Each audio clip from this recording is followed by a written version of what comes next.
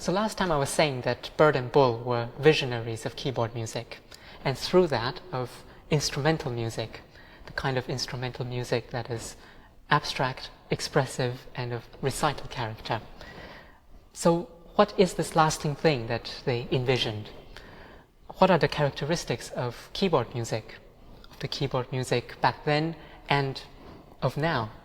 Here are some examples taken from the entire history of this literature.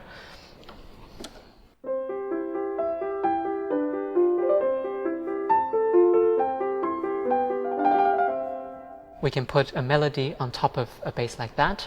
We can have two different things going on, two different voices. So counterpoint. Well, here's an example of that.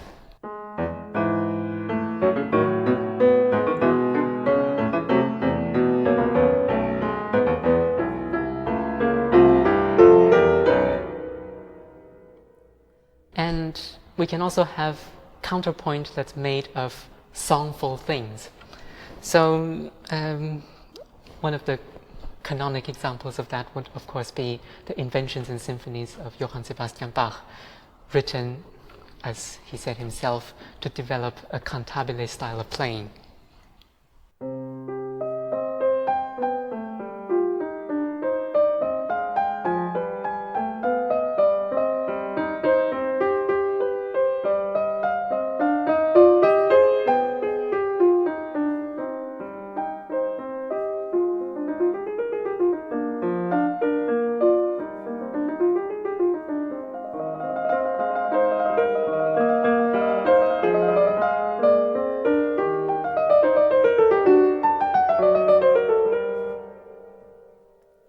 And yet another thing which, of course, we very much know about in keyboard literature is so-called virtuosity or passage work.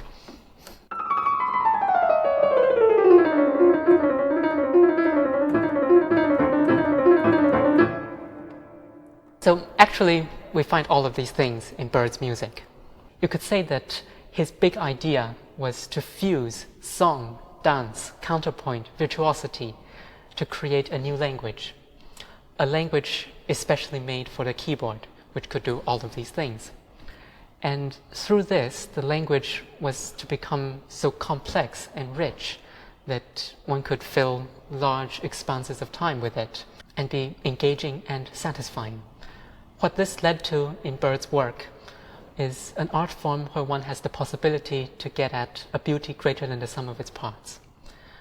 And the reason that it's greater than the sum of its parts is that we find it, as humans, beautiful to see the variety and range under one mind and under one set of hands. This, of course, can only be done at a keyboard. John Bull's big idea was a little bit different. Unlike Bird, who wrote so much great vocal music, Bull basically focused on the keyboard.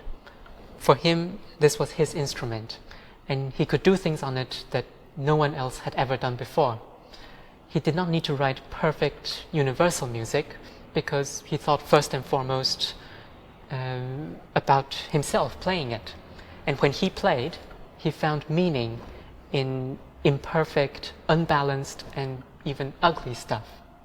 He was, to use a phrase of the 19th century, a genius of expression.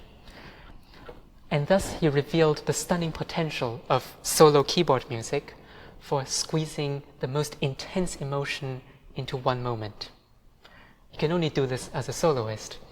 Well, you might feel intense emotions in one note when you listen to a chorus, but these emotions come from within you as a listener. Bull is about making you feel them because he transmits them with his presence, or through the medium of written music, the performer's presence.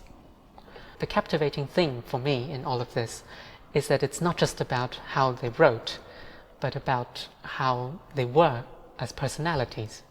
Of course, I'm talking about musical personalities, not about what they were like in their everyday lives. It is because of how Bull wrote that his musical discourse could unfold in its authentic form. Unbalanced, permanently threatening to break down or to explode. He uses a lot of exclamation points, and that was his character. And it is because of how Bird wrote that he could, with the techniques that he focused on, make music that defines itself in seeking balance and relishing understatement of the eloquent kind. When you hear this music, I think you will be struck at how immediate each composer's voice can be over a distance of 400 odd years and across changes in the world that we can never truly imagine. Next time, I'll start looking at the music in detail, starting with Bird. I'll show you what I think mattered to him as a composer.